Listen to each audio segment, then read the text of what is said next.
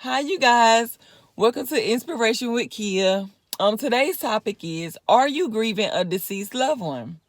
I just want to let you guys know that you are not alone. I've been there before as well. I lost my grandmother in 2017, so it's been about going on 5 years now, if I'm not mistaken. And you will go through different stages when you lose a loved one. Just to name a few: denial, the blame game, anxiety, sleepless nights. Um, so yeah, my very first stage that I went through was denial. And just to give you a little quick history on the relationship with me and my grandmother raised me from the age 7 and up. So I was very, very, very, very close to my grandmother. She was like my best friend, y'all. I could go to her with anything, like, anytime I needed to talk about whatever, I could talk to her about whatever subject up under the sun. And, she would always make me feel comfortable, with coming to her with anything. She would give me good advice. Sometimes I may not like the advice, but I knew that she was telling me whatever out of love. But yeah, so that's just a little bit of the history. So if someone raised you from the age of 7 on up into adulthood, she was just like a mom to me. So I know what you're going through. I know it's someone out there right now that may have just lost a mom, a grandmother like myself, a father, maybe a child, a sibling, a close friend. But I just want to let you know that you are not alone. I know what you're going through, and I know how you're feeling. So back to the stages. The first stage I went through was denial. I was in disbelief. I could not believe that my grandmother was gone. Like, it wasn't real to me. I was actually, me and my kids, my 3 sons, we were actually visiting my grandmother the day before she passed. She passed Easter Sunday, and we were with her the day before. And it was just so weird because she seemed to be in good spirits. She was so happy and she was in good spirits, and she just seemed to be fine, like nothing was wrong with her. She was her normal self, and she cooked Easter dinner for us, and we all sat at the table and we ate. And like I said, it was like a normal visit, going to visit my grandmother. And the next day, she was gone. And guys, I was so devastated. Like, I just could not believe it. So you will go through the stage of denial. Another stage I went through was anxiety. I just couldn't believe she was gone. Like, I couldn't sit still. If I did not want to be at home in the house, because if I was at home in the house, all I could do was think of her.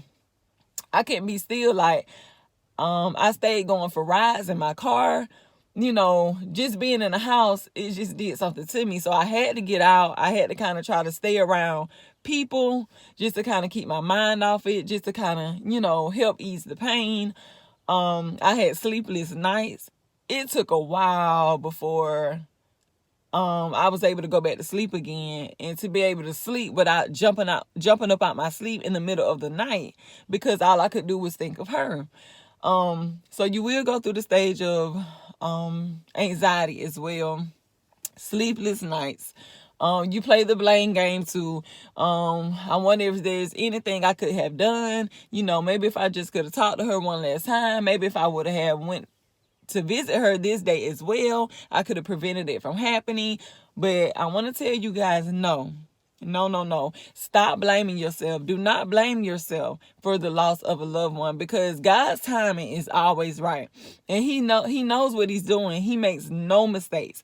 So if he took a loved one, just know and be at peace with the fact that they're with him now. And that they're in a much better place now. Also be at peace with knowing that just because that person is gone physically, they are still with you spiritually. And I know that I'm telling you something that you probably heard several times, but it's so true. That person is still with you spiritually, and they're only a conversation away. I was so close with my grandmother that I solely believe that if I want to have a conversation with her, that she's just she's right there. I carry her in my heart with me every single day. And so whenever I want to talk to her, I just start talking. And I really believe that she's there and that she's listening to me. And so you guys can do the same thing. If you lost a child, just start talking to your baby. They're right there. You carry them in your heart with you every day, and they're right there. So just start talking as if they were still right there. And it kind of helps you to feel better. You can always go to God. God is always just a prayer away. He wants us to cast our cares and concerns and our worries on Him. That's what He's there for. So I always go to God for strength and for comfort, because He's only a prayer away. If you have close friends that you maybe can talk to, go to your close friends and talk to them. You always find comfort in someone just listening to you. Sometimes you just need someone to listen. And if you have kids, please check on your kids' state of mind, because you never know how the death of a loved one may have affected them as well. So please check on your children, because I have 3 sons, and my oldest son was actually just as close to my grandmother as I was, because I was actually living with my grandmother when I was pregnant with my first child, and she actually helped me pretty much raise him. So when he got the news, he was just as devastated as well. So you definitely want to go to your kids and make sure that they're good. Give them plenty of hugs, give them plenty of kisses, just kind of, embrace them as well during this time of loss. Just know that, and I can't stress it enough, they are still with you spiritually. And they will show you little signs that they're still there too. My grandmother showed me signs as well. Like, she loved to cook. So, and I kid you not, y'all, if I'm in the kitchen, every once in a while, I just hear a button start pressing on the microwave. And that was my sign to me that she's right there, and it made me feel good. Like, okay, I know she's still with me. Your loved one will show you signs that they are still with you. You will dream about them. You'll have dreams about your loved one. And I solely believe that that's another sign that they are still with you.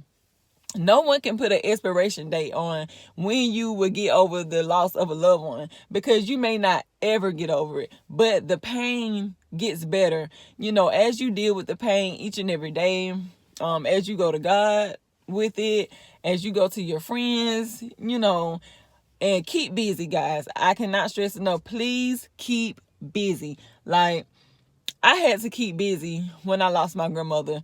Some people like to be at home once they lose a loved one, and they don't like to go to work. They like to be to themselves. Me, surprisingly, I wanted to go to work. I just wanted to throw myself in work and just stay busy. Stay busy. After work, I was running errands. I was doing things with my kids. I stayed busy to help, kind of keep it off my mind as much as possible. So definitely stay busy. Keep people around you that love you. That's very important. And if you feel like you have no one, God is only a prayer away. He is only a prayer away. And He wants you to come to Him. Please know that God wants you to come to Him. Know that He makes no mistakes, and His timing is always perfect, and that they're with Him. So just know that you're not alone. I've been there before as well.